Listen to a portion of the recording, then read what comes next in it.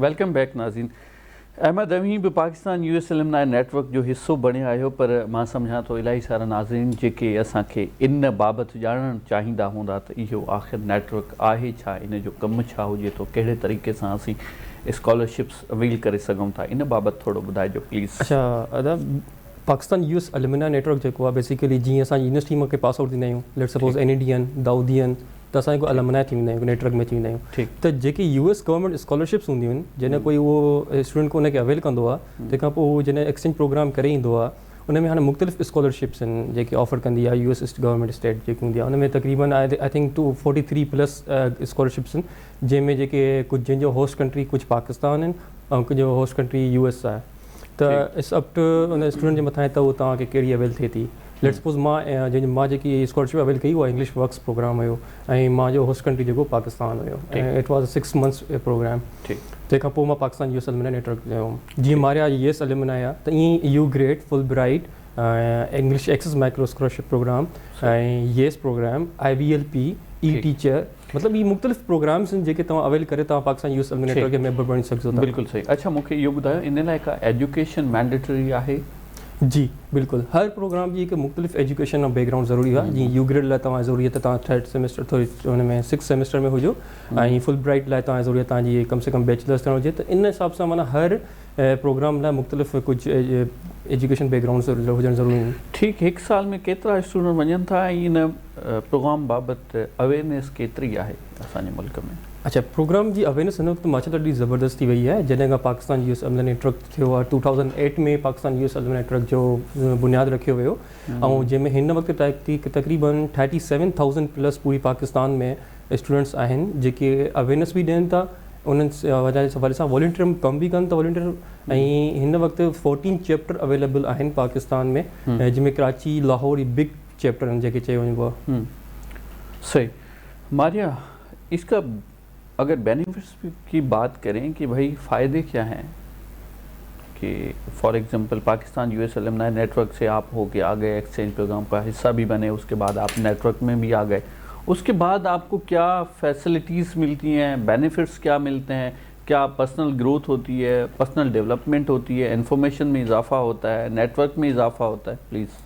मैं क्योंकि हमारा जो पूरा एक नेटवर्क बनता है, एलुमनाई नेटवर्क है ही इसलिए कि जब आप वापस आएँ तो आपको पता हो कि आपने कहाँ जाना है, आपको करियर गाइडेंस भी मिल रही होती है, आपको अपनी पर्सनालिटी को लेके भी गाइडेंस मिल रही होती है, क्योंकि हर सेक्टर के लोग उस नेटवर्क का हिस्सा होते हैं। और फिर जब हम एक दूसरे को देखते हैं तो पूरा एक होता है कि जो नेटवर्किंग हो रही होती है उससे पता चलता है कि अच्छा ये बच्चा जो है मेरे काम का है, या ये एलुमनाई मेरे काम का है। तो वहीं पे हायरिंग्स भी हो रही होती हैं और इस तरह की अपॉर्चुनिटीज़ अनाउंस हो रही होती हैं आए दिन, जहाँ पर स्पेसिफिकली बोला जाता है कि अगर वो स्कॉलरशिप का हिस्सा हैं तो उनको हम प्रेफर करेंगे ये जॉब देने के लिए। तो अपॉर्चुनिटीज़ तो बहुत ज़्यादा खुल जाती हैं। ठीक है। अच्छा मुझे ये बताएं जी प्लीज़। जी प्लीज़। त पाकिस्तान US एलुमनाई नेटवर्क जे जेकॾहिं तव्हां मेंबर आहियो, तंहिंखां पोइ तव्हांजे हिकु मुख़्तलिफ़ असांजो हिकिड़ो एलुमनाई स्माल ग्रांट हूंदो आहे, जंहिंमें अगरि तव्हांजी कोई आइडिया आहे एंटरप्रेन्योरशिप हवाले सां, या वुमेन एम्पावरमेंट जे हवाले सां, या ट्रांसजेंडर्स जे हवाले सां काई तव्हां वटि आइडिया आहे, त तव्हां उहो अची करे असांजी पेन ते पिच कयो, and then you will get some amount of scholarship त तव्हां हुनखे अॻिते प्रोसेस कयो। उन खां अलावा कॉन्फ्रेंसिस थींदियूं आहिनि जंहिंजे ताईं पूरी तव्हां हुन में अवेल करे सघो था। उन खां अलावा मुख़्तलिफ़ वुमेन राइट्स ते अवेयरनेस सेशन्स थींदा आहिनि, एनवायरमेंट जे हवाले सां थींदा आहिनि, ट्रांसजेंडर राइट्स जे हवाले सां थींदा आहिनि, वुमेन एंटरप्रेन्योरशिप जे हवाले थींदा आहिनि। त मुख़्तलिफ़ एक्टिविटीज़ जेके आहिनि, हेल्थ अवेयरनेस थींदियूं आहिनि मुख़्तलिफ़, त इहे एक्टिविटीज़ बार बार हलंदियूं रहंदियूं। बिल्कुलु सही। इन जो मक़सदु आहे इहो टोटल आहे वॉलंटियर। फॉर एग्ज़ाम्पल मूंखे हिसो भरिणो आहे त आउं पंहिंजे ख़र्च ते इनखे अफोर्ड बि करे रहियो हूंदुसि, ऐं पंहिंजो जेको पोटेंशियल आहे उहो भी पे करे रहियो हूंदुसि। बिल्कुल सर, यही ही है। ठीक। अच्छा मारिया, मैं ये पूछना चाहूँगा, फॉर एग्जांपल एक बंदा है जो कि इस प्रोग्राम का हिस्सा बना है, नेटवर्क का भी हिस्सा बना है, और ये यहाँ पे फ्यूचर बनाना चाहता है वो बंदा, तो क्या फ्यूचर भी बन सकता है? बिल्कुल फ्यूचर भी बन सकता है। हम भी यहीं बैठे हुए और उस अपने जैसे कि मैं अपनी खुद वेलफेयर ऑर्गेनाइजेशन चला रही हूँ, ठीक है। उसके अलावा मैं एक एंटरप्रेन्योर ट्रेनर भी हूँ, और ये सारी चीज़ें मैंने इसी प्रोग्राम के थ्रू सीखी हैं। ऐसा नहीं कि मैंने कहीं अलग से जाके कोई पेड कोर्सेज किए हों या अलग से चीज़ें की हों, यहीं पे मुझे अपॉर्चुनिटीज़ मिलती हैं। और सबसे बड़ी बात यह कि मैं हमेशा ये कहती हूँ कि मैंने अभी तक अपने खर्चे पर ट्रैवल नहीं किया है।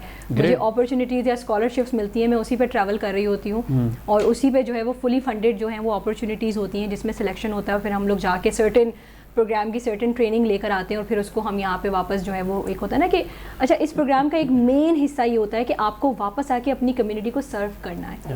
اگر آپ US جا رہے ہیں ایک سرٹن پیریڈ کے لیے تو یہ آپ سے ایک اوتھ لیا جاتا ہے کہ آپ نے واپس آ کے اپنی کمیونٹی کو سرو کرنا ہے, ان کے لیے کچھ کرنا ہے آپ نے. ٹھیک, صحیح. اچھا, اس نیٹ ورک میں رہتے ہوئے آپ کیا سمجھتی ہیں ہمارے پاکستان کے اندر جتنا بھی ینگسٹر موجود ہے انکلوڈنگ میل پلس فیمیل, ان کے اندر پوٹینشیل ہے, انرجیٹک ہیں, کسی کام کو لے کر آگے بڑھنا اور منزل طے کرنے چاہتے ہیں, کہ آپ صرف ایسے سوچ رکھ کے پھر موبائل یوز کرنا, بھول جانا, وقت گزار دینا؟ ہمارے پاس اس وقت جو پاکستان کی پاپولیشن ہے اس میں سب سے زیادہ جو پرسنٹیج ہے وہ یوتھ کی ہے. ایسا ہی ہے.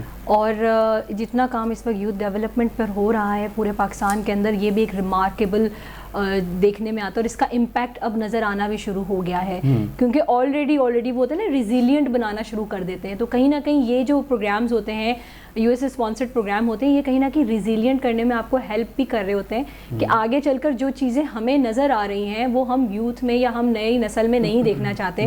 فار ایگزامپل اگر سیل فون کو لے کر ہم دیکھ رہے ہیں کہ جی بہت زیادہ اسکرین ایڈکشن اب بہت زیادہ آ گئی ہے, یا اور اس طرح کی چیزیں بہت زیادہ آ گئی ہیں, تو پہلے سے اس پر کام کیا جا رہا ہوتا ہے تاکہ آگے چل کر وہ چیزیں نظر نہ آئیں اور اس کو کسی اچھے کام میں یوز کیا جا سکے. تو وہ جو انرجی ہے ہمارے یوتھ میں وہ تو بہت زیادہ ہے, والنٹیئرزم بھی ہمارے اندر کوٹ کوٹ کے بھرا ہوا ہے, اور ٹیلنٹ بھی ہمارے اندر کوٹ کوٹ کے بھرا ہوا ہے کہ ہم کسی میدان میں پیچھے نہیں ہیں.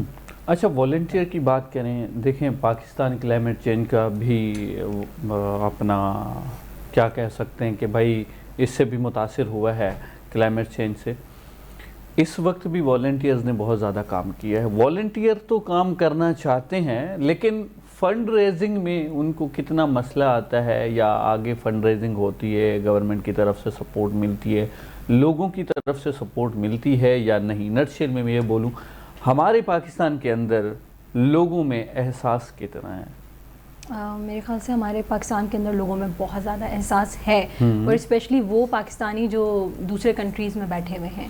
بالکل صحیح ہے. Being a entrepreneur and trainer, آپ کیا سمجھتی ہیں اس وقت ینگسٹرز کے لیے کون سی ٹریننگز کی اور ایجوکیشن کی اور اویئرنیس کی ضرورت ہے؟ مجھے لگتا ہے کہ ایک تو ہم پرسنالٹی ڈیولپمنٹ پہ بہت زیادہ کام کریں, آئیڈینٹی فارمیشن وغیرہ جو ہوتا ہے اس کے ساتھ ساتھ ہم لوگ سوشل انٹرپرائز کی طرف اور کیمپینز کی طرف ان کو لے کر آئیں. رائٹ. اس میں کچھ میں اگر سافٹ اسکلس سے بھی اگر ٹریننگ تھی بہتر ہے. For example communication skills, critical thinking, decision making, leadership skills, یہ اہڑियूं اسکلس आहिनि जेके असांखे सॉफ्ट स्किल्स जॾहिं असां कई कंपनी खे जॉइन कंदा आहियूं, प्रोफेशनल लाइफ शुरू कंदा आहियूं, त असांखे इहे 70% कम ईंदियूं आहिनि as compare to technical skills जे. ताकी असांखे डिसीजन मेकिंग करण में हिकु डोमेन असांखे हूंदो त हीअ तव्हांखे डिसीजन करिणो आहे, त उनखे अगरि तव्हांखे स्किल्स न हूंदियूं त तव्हांखे अगरि नॉलेज न हूंदी त तव्हां उनखे मुख़्तलिफ़ डोमेन सां कीअं सोचे करे उनखे फ़ैसिलो कंदो. बिल्कुलु, त इहे हुजणु ज़रूरी आहिनि. अच्छा, पोइ शागिर्द या नौजवान इन शइ में इंट्रस्ट रखनि था? बिल्कुलु सर. अगरि तव्हां ॾिसंदो, अगरि जॾहिं बि असां कोई मतिलबु सेशन अनाउंस कंदा आहियूं त असां वटि एतिरियूं अची वेंदियूं आहिनि पंहिंजी पार्टिसिपेशन जे. मतिलबु अवां जो नेटवर्क अहिड़े क़िस्म जूं ट्रेनिंग्स कराईंदो आहे. बिल्कुलु बिल्कुलु सही. नाज़रीन, वञो न केॾांहुं रहिजो, असां सां गॾु मिलूं था हिकिड़े शॉर्ट कमर्शियल ब्रेक खां पोइ.